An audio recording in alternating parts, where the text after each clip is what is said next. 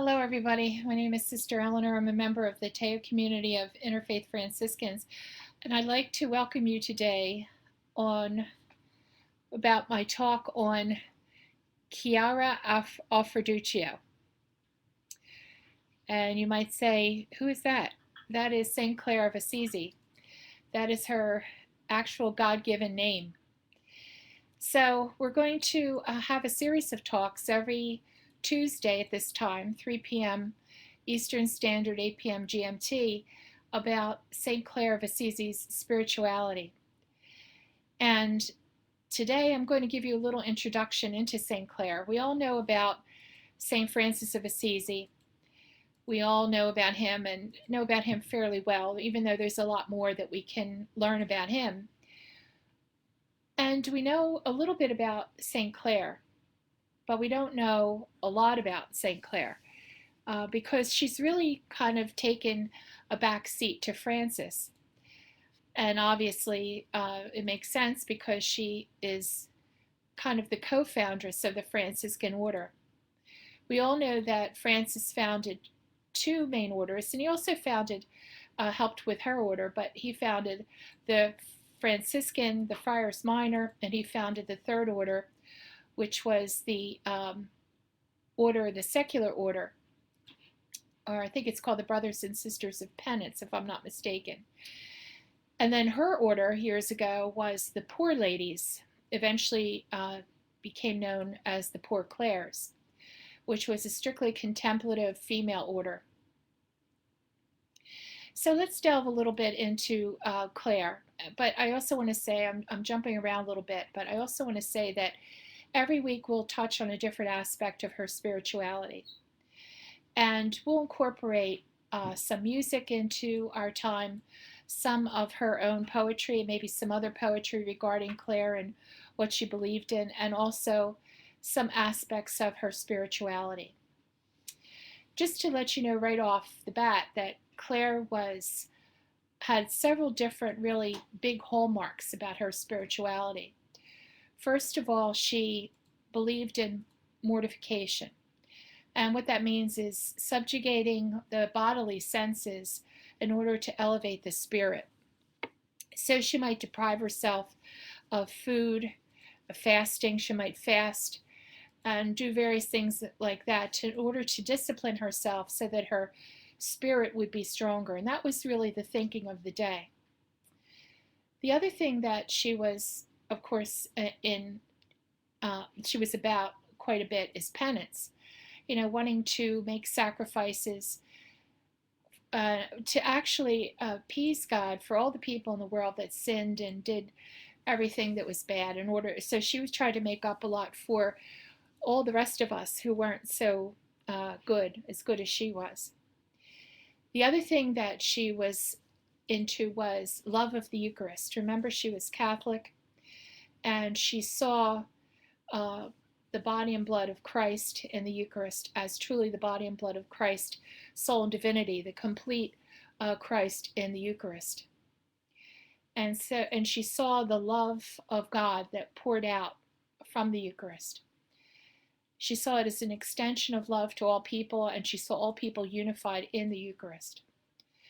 The other thing that she was very much into, and really the hallmark of her whole life, was that of poverty. And when we think of poverty, we don't think of anything pleasant. We think of poverty as the lack of almost everything, the lack of food, the lack of money, the lack of all the bare necessities of life. But we're talking here, yes, true poverty, but we're also talking spiritual poverty more than anything else. We're talking about the disattachment from earthly things in order to find freedom. And that's really what she was about. She was not attaching herself to things of this earth in order to find freedom of spirit. Remember Clare, I have to say now, get into her life a little bit. She was born in 1193. She was born in the 12th century. And as I said, her name was Chiara Alfreduccio. Her father's was Favarone Alfreduccio, and her mother's name was Ortolana. She was born into a very rich family. Her father was a nobleman. He was extremely rich. He had a lot of power, and her mother was born also of a noble family. So when Claire was born, she was expected to marry in the same way. She was expected to marry into another noble family, to be set up to be rich for the rest of her life, to have everything that she wanted and needed. And also her family would benefit from her marriage. There would be money that would be given to the family for her being married into a noble family, and also their connections would extend. So Claire was actually going to be set up to do this, and as was every other girl of her age at that time in Italy and elsewhere. Her mother, as her father was as powerful, her mother was also powerful in her own right, but she also tempered that power by the love of God and also by charitable works. So she was very fervent in her love of God and also in the charity that she extended to other people. So we see that a little bit of that genetics rubbed off on Claire even from her birth, because it was said when she was born and into her youth, she was someone who was full of virtue and love of God even from a little girl on. And she wanted, even from a little girl on, to fast and to pray and to do all these things. So even from that time, she was an unusual and favored child. Her mother named her Claire, which means transparency, transparent life or light. So she named her that. And it was said she was a beautiful little child. She had golden blonde hair. Now, when Claire was growing up, and as I said, she was full of zeal and full of loving God and all of that. She was growing up. She actually became aware of the Friars Minor. St. Francis at the time, who was older than her, was preaching in Assisi. And he was preaching, in various areas in the squares and various areas of Assisi, and she heard one of his sermons. And his sermon was talking about being freed from riches and material goods, as he often did preach, because he believed that not being attached to things also would give you freedom of spirit. And also he wanted to emulate Jesus Christ, who had nothing attached to him. He really had, he had his mother's home, his mother that he could always go to, but he had no real home for himself, and he had nothing but probably the sandals on his feet and the clothes on his back. So he wanted to emulate that. Francis wanted to be as close to Christ as he possibly could, and he saw this spiritual poverty, not being attached to things, as a way to do that. Now, him and his brothers, the Friars Minor, had no place. They had no monastery. They did have, I think it was that church, the Porziuncola, that he actually redid and rebuilt. It was down to ruins, and he rebuilt that, and they would stay there a little bit. But outside of that, they really had no home. And they had to beg for their food, and they really wandered the streets. They were almost like street people, like very zealous street people, preaching God's love, full of joy. You could just see it, dancing around, talking to the animals, preaching to the birds. I mean, a lot of people were wary of that in Italy at this time. And so they didn't want to have anything to do with them, and they told their children not to have anything to do with them. But Claire was fascinated by them. Even at a young age, and we're talking before 18, she wanted to try and help them. She would give them food, and, she would like to listen to them. So she was very much enamored with Francis from the very beginning that she heard him, and with the Friars Minor. The other thing that you have to look at that really propelled Claire into thinking that she wanted to be free of all treasure and of all riches was that, as I said, she was born into a rich family. And her father, who was very powerful, might often have financed a lot of the wars and a lot of the skirmishes that happened between city-states in Italy at the time. There was always warring going on. There was always one particular state in Italy trying to take over another, say Perugia trying to take over Abruzzi or whatever. There was always wages of war back and forth. And so Claire saw how all this greed and all this want of riches and all of this envy and jealousy actually turned into war and skirmishes that she saw would never end. So she didn't want any part of it. She saw that all of the riches and all actually kind of promoted this violence. So she wanted nothing to do at all with any of that. So basically, what happened out of all of this is that Claire had made the decision that she was going to follow Christ and above all, offer her life to the vision that was revealed to Francis. Her family, of course, would be very opposed to this because, as I said, they wanted her to marry into a wonderful, rich family, that they would have better contacts then after that. They would have more money themselves and everything would be good. But finally, Claire was very resolute. She was 18 years old. And she said to herself she didn't want any parts of what she had grown up with. She wanted to follow Francis and the Friars Minor.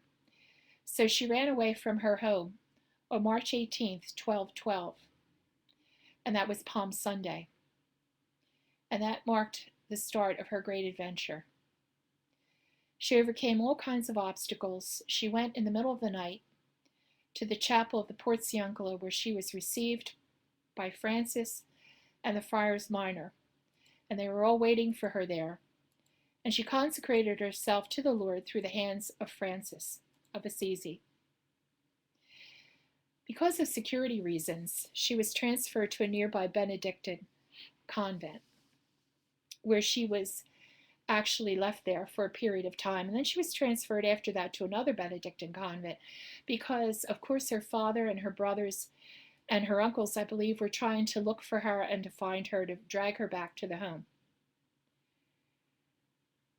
So at any rate, they found her eventually, and she already had her beautiful hair cut. She took off her veil and she showed them that her hair was cut. And they, from then on, knew that she was resolute in her decision and probably more or less left her alone. So that was the beginning of St. Clare. She was clothed with a very plain veil. Really, her habit was made out of sackcloth, and what she had to gird herself to hold in the sackcloth was a piece of rope. So that's really what her habit was about at that time. And after she started making her conversion and her vocation, what basically happened to her was that she was placed as the head of a community that she eventually founded. What happened is her sister Agnes came to join her. Her cousin Pacifica came to join her. And she started having a group of these ladies who were really nobility come to join her in her search for perfection. She was named Mother of the Order, and she wanted to be a living example of the vision that was transmitted through Francis to her. She always asked that her daughters asked her daughters that everything the Lord had revealed for the order should be lived to its fullness. She's always was attentive to the needs of each one of her daughters and revealed the tenderness and attention of a mother. A lot of things that she did, she tended, that was another hallmark of Clare, she tended to all of the nuns that were put under her care, each one of them with a great tenderness. It's even said that, everyone had a blanket. Okay, but if she saw that a particular sister was pretty much cold or was a little bit more sickly or a little bit more tender in nature, she would take her own blanket and put that over the blanket that this one sister had so that she would be more comfortable and warmer. She even saw that if one particular habit of a sister was a little bit worn and a little bit tattered, if hers was better, she would say, I'll give you mine and you can give me yours. She always made sure that the sisters ate first and she would eat last. She was very attentive to all of them in trying to make them comfortable as possible, and she was always putting herself last. She would do the most difficult chores in the monastery, and she would never ask another sister to do a chore that she had not already done herself. It wasn't that do as I tell you. She did exactly the same type of a chore that she would give to another sister. So she was well aware of what she was asking others to do, and she was very sensitive to everyone. She would always go around at night and check on all the sisters and make sure they're okay before she would go to sleep herself. And she was very enthusiastic about exercising every class of sacrifice and penance. As I said to you before, that was a big hallmark of her life, sacrifice and penance. Her joy of suffering for Christ was something very evident, and it was the greatest example that she gave her daughters. And it has to be said that in some of the things that I'm reading here, we can say that all the things that Francis and Clare did are very, how should I say, over the top or extreme. But it seems like, and this has been said many times, that when the Catholic Church or even society in general is going off in a direction that is a very negative direction, there comes people in the world that are extreme, that have to show you what the opposite of what's happening is like in order to kind of balance things out. So Francis and Clare were extreme, but they brought attention to themselves in that way. And in that, they brought attention to the message that they were trying to impart to others, that everything in life is not about riches. Everything in life is not about how much you can accumulate, that there's more to life than that. And there's a freedom into not being attached to everything. And there's hope in that, and there's faith in that, there's freedom of spirit in that, and there's the love of God in that. So, let me just see here. Humility was a great hallmark in St. Clare. She was always serving others with her teachings, her care, her protection, and her correction. The responsibility the Lord had placed in her hands, she did not impose on anyone, simply to boss people around. As I said, whenever she asked somebody to do something, it was something that she had already done herself.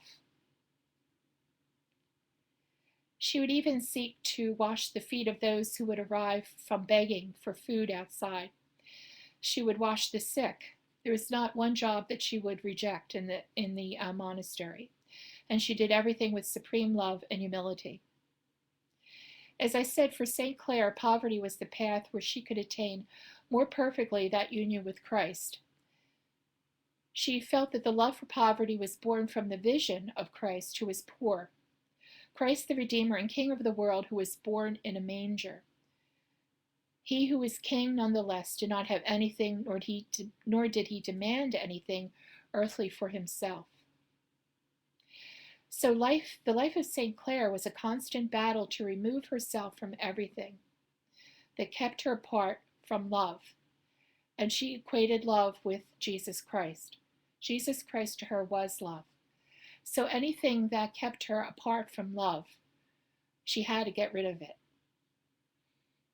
And anything that would limit her heart from the desire for the salvation of souls and having the Lord as her sole greatest love. And right now I want to put in a poem that was written by her that I think is good to put in at this point. This is a poem written by Clare of Assisi, and it's called Draw Me After You. And it kind of is in alignment, if you've ever heard of the Song of Songs in the Bible, it kind of reminds you of that. And this is from her. Draw me after you. We will run in the fragrance of your perfumes, O heavenly spouse.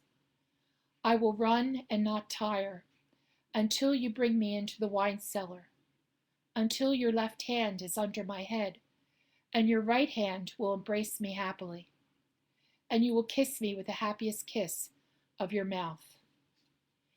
That's a very intimate poem written by the saint to Jesus Christ, who she saw as the love of her life, her spiritual love.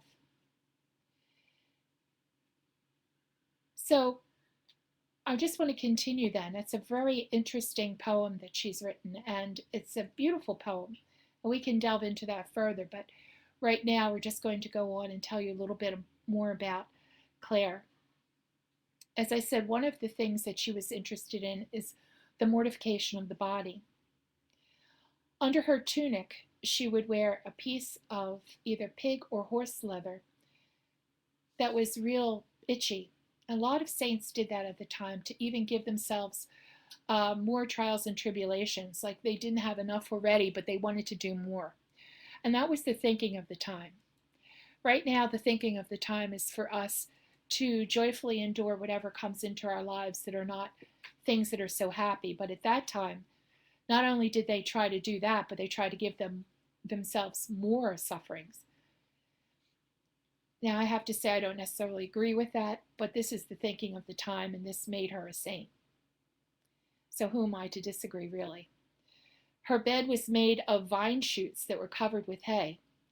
So she even had a bed that was uncomfortable, was not real comfortable. But then she was forced to change that when she became sick. St. Francis said, enough is enough. You're doing too much, and you have to have something more comfortable. So he forced her into having something that was more comfortable for herself. She also led such an austere life and ate so little that it was even surprising to her sisters that she could even survive. There were days where she would go with nothing at all to eat. And she would just, and when she did eat, she would just have bread and water. She was very demanding of herself.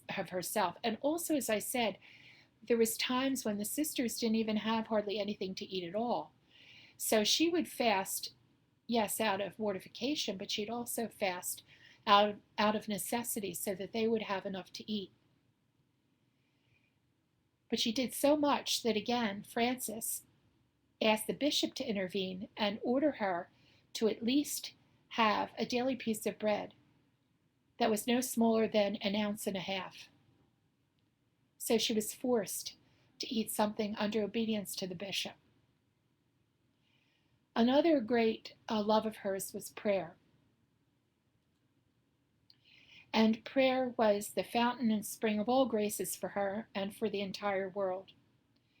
Prayer was the purpose of her religious life and her profession. She spent many hours of the night in prayer to open her heart to the Lord and gather in silence the words of the Lord, words of love from the Lord. Many times during her prayer time, you could find her covered with tears, because she would experience the great joy of adoration and presence of the Lord in the Eucharist. She would kneel before the Lord and meditate on the Passion, and she would have streams of tears coming out of her eyes.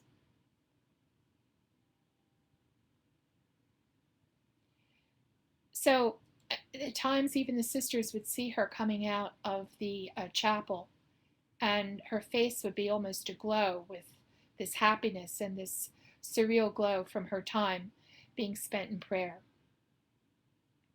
There are also some miracles that are attributed to her. As I said, there was always wars in Italy, and there was people invading Italy, etc. At one point in 1241, the Saracens attacked the city of Italy, a city of Assisi. And the nuns were scared, obviously. They were scared to death. And of course, they ran to her because she was the head of the monastery. And the Saracens actually came to attack the convent. They were at the exterior of the walls of Assisi. Remember, a lot of the cities of Italy and a lot of the feudal cities were surrounded by walls. So there they were. So the nuns went to pray, and St. Clare, who was extraordinarily devoted to the Blessed Sacrament, as I said, took in her hands the monstrance, or this container that contained the Eucharist, and came out to greet the Saracens, holding the monstrance in front of her. And she confronted them. At that moment, they experienced such a terrible wave of fear that they just fled away petrified. You know, you can imagine this little woman. I mean, she was not big. And I've actually seen her in Assisi. She was, I'd say, maybe about 5'5" or so. And she came out probably shouting or something and holding the Eucharist in front of her. And they probably thought, oh my goodness, like, what are you going to do? Are you going to attack this woman? Are you going to attack these nuns? Look at this faith that she had. So they just ran off and left them alone.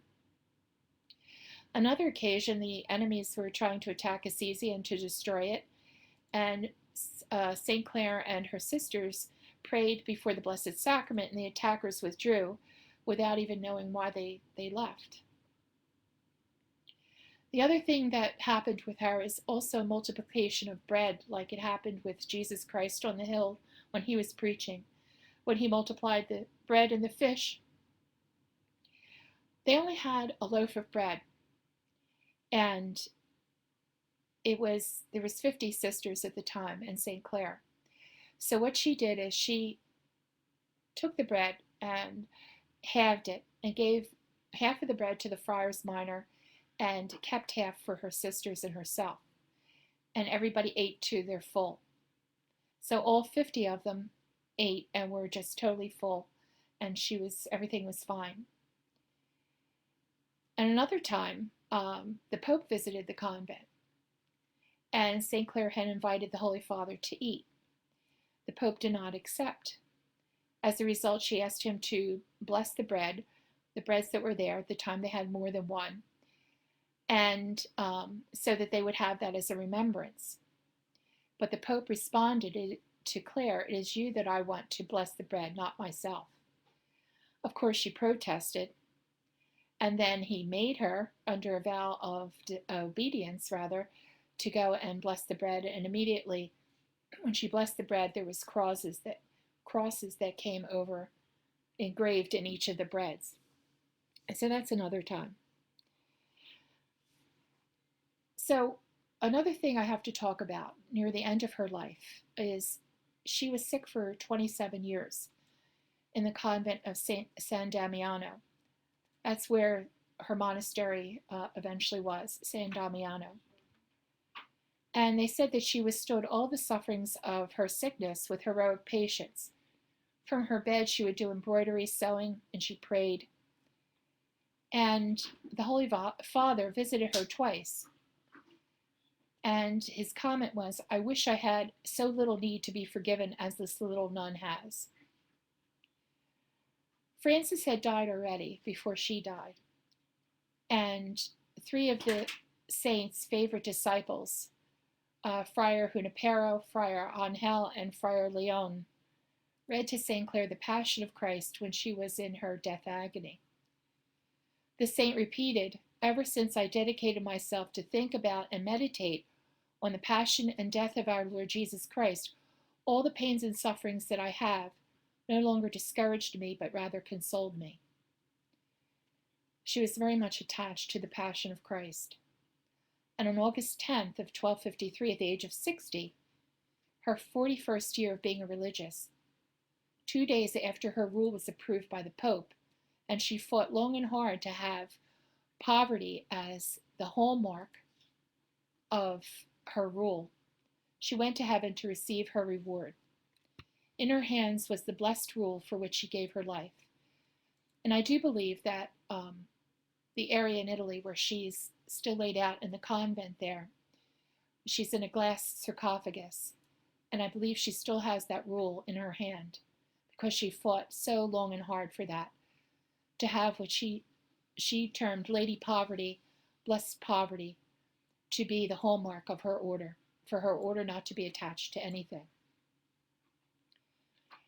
So there's so many things. There's letters, there's sayings of St. Clare. One of them is, "Do not be afraid, woman, since you will joyfully shine a light that will illumine with greater clarity the entire world." And that was one of the quotes that was attributed to her by her mother, Ortolana, that she would illumine the whole world. So there's a lot of hallmarks of Clare that we can look into, which we will look into. And we will look into her poverty, her simplicity, her love of God, her devotion to the Holy Eucharist, and her courage. We'll look into all of that in the coming weeks. But now I actually want you to take a moment and just think to yourself what you want to ask Clare. I want to set the stage for you. It's going to be a little meditation, but I want you to actually think about this. You're walking down a path, and you're walking past a wall, a high wall. It's higher than you. It's clay in color, and there's a little opening, a wooden gate. Above this wall, there's various flowers that are blooming, and they're spilling over the wall. They're beautiful. The gate is partially opened. You walk into this wooden gate, and there in the back of the garden, there's a beautiful garden, herbs, bees humming. It's summer, it's warm. There's birds that you can hear, there's splashes of water.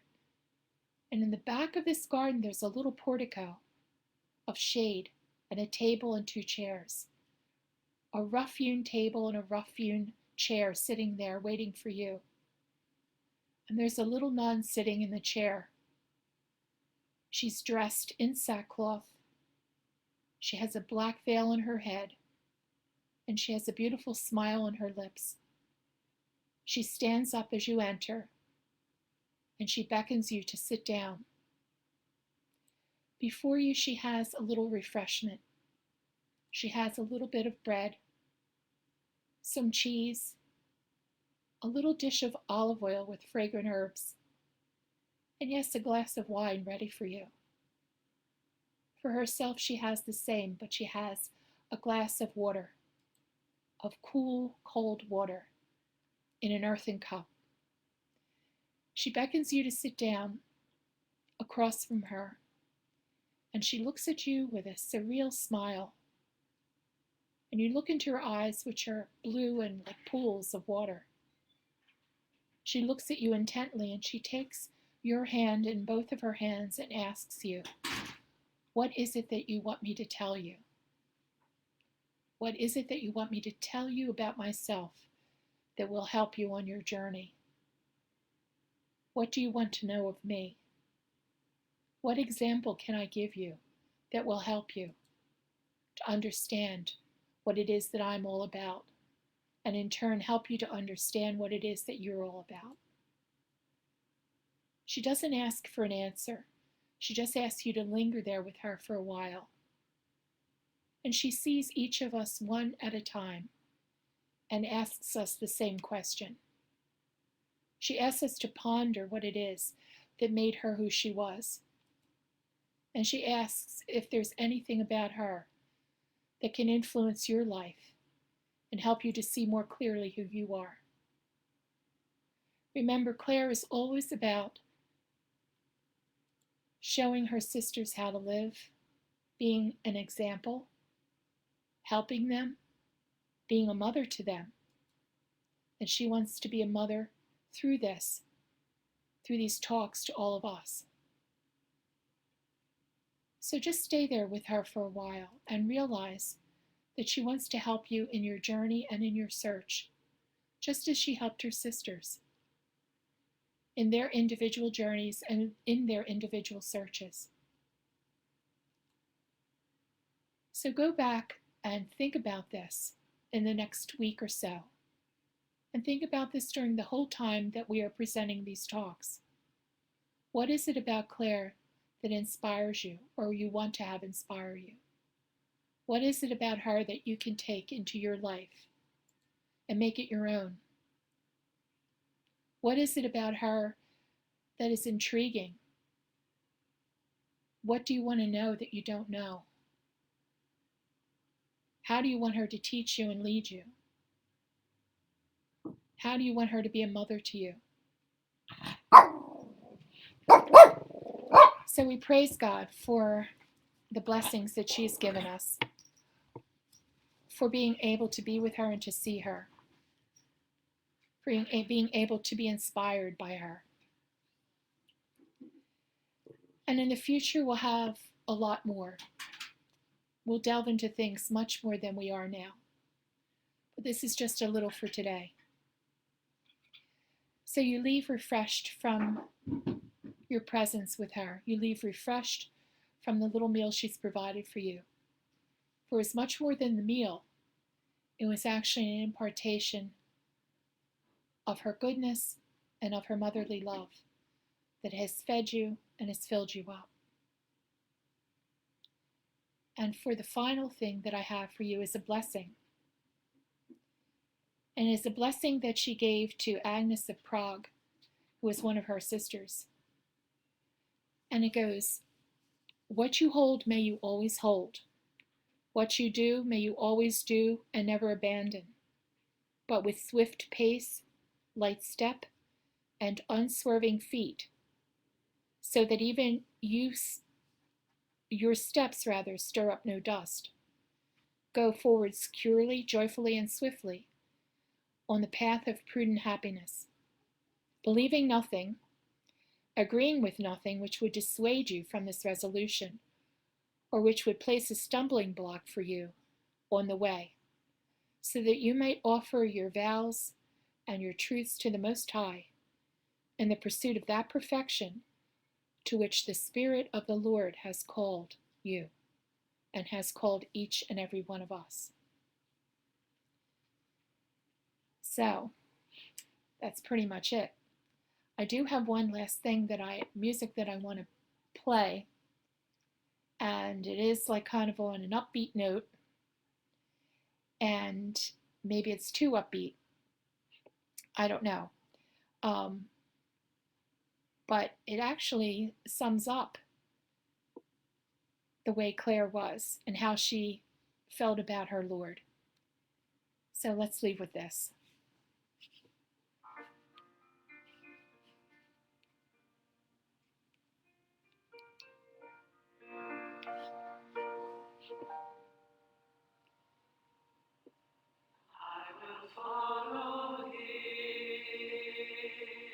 This is how it goes. Follow him wherever he may go, and near him I always will be, for nothing can keep me away. This is from Sister Act, and it's from Andre Rio in Europe, I think in Austria, his orchestra.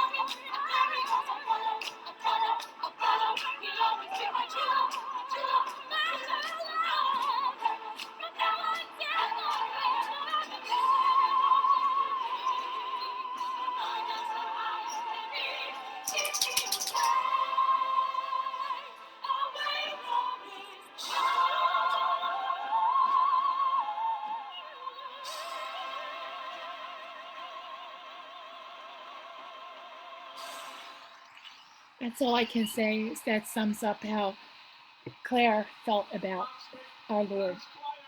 So thank you so much for being here today and for being with me today. Hope we can be together again next Tuesday. Namaste.